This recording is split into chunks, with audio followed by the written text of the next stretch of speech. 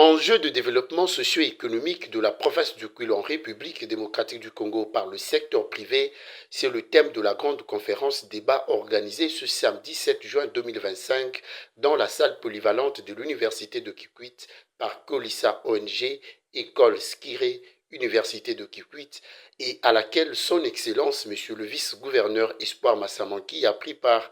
Objectif, stimuler l'investissement privé dans le développement socio-économique du Kwilu, identifier les contraintes et opportunités pour les secteurs privés dans les chaînes des valeurs agricoles, proposer des modèles innovants de partenariat public-privé adaptés au contexte local, formuler des recommandations politiques pour améliorer le climat des affaires. Étant lui-même conférencier, le professeur Espoir Massamanki a exploité un sous-thème très important centré sur la politique publique de financement des petites et moyennes entreprises. Dans son allocution, l'éminent professeur a présenté au public divers engagements du gouvernement provincial en partenariat avec les investisseurs étrangers pour booster l'économie du Kwilu en insistant sur le soutien à l'investissement privé. Lors de la présentation de notre programme d'action. Et donc, après justement avoir fait les diagnostics de notre province, nous avons pensé que la première chose, il fallait justement améliorer la gouvernance provinciale et locale. En deuxième lieu, il fallait insister sur la maximisation, la sécurisation et la canalisation des recettes. Et puis être capable d'encadrer les dépenses. En troisième lieu, on a mis justement l'accent sur les potentialités dans les domaines agro-pastoral, dans les domaines de l'agriculture, pour relancer la production agro-pastorale. En quatrième lieu, on a mis l'accent sur la question de la construction des routes de dessertes agricoles. Et sur cette question, je dois vous avouer que les filles et fils de Kwilu ont compris qu'il était temps de se lever et des lobbying ont commencé.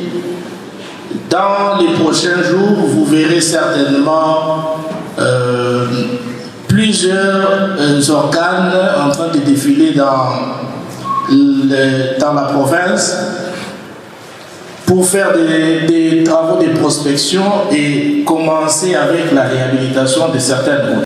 Après ce cadre de réflexion, le vice-gouverneur Espoir Massamanki a visité la centrale d'approvisionnement en médicaments essentiels du Bandundu Sud, Kamibassou, qui permet de combattre les produits de mauvaise qualité qui circulent dans cette région au mépris de la législation pharmaceutique. Par ailleurs, l'exécutif provincial a inspecté également l'état de la route Kazamba, dont les travaux d'asphaltage débuteront d'ici peu. Mikolo penza alongola biso bana ekuta ta mwa bambula abarisa papa na biso papa borisa na biso nzela o papa to souffrir. Effectivement, j'ai eu vent de cette route.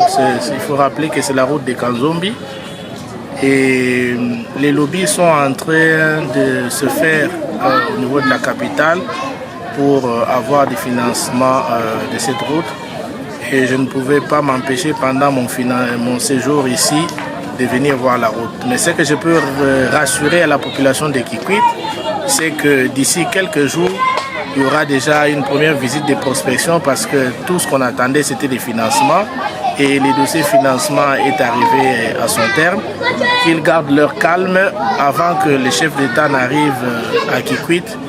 Il y aura déjà le lancement officiel et le lancement opérationnel de cette route. Sans un repos, son Excellence, Monsieur le Vice-gouverneur Espoir Massamanki, a fait un trajet de quelques kilomètres de la ville de Kikwit pour aller visiter le petit séminaire de Kinzombi, l'école qu'il a formée de première CO jusqu'en 6e année des humanités.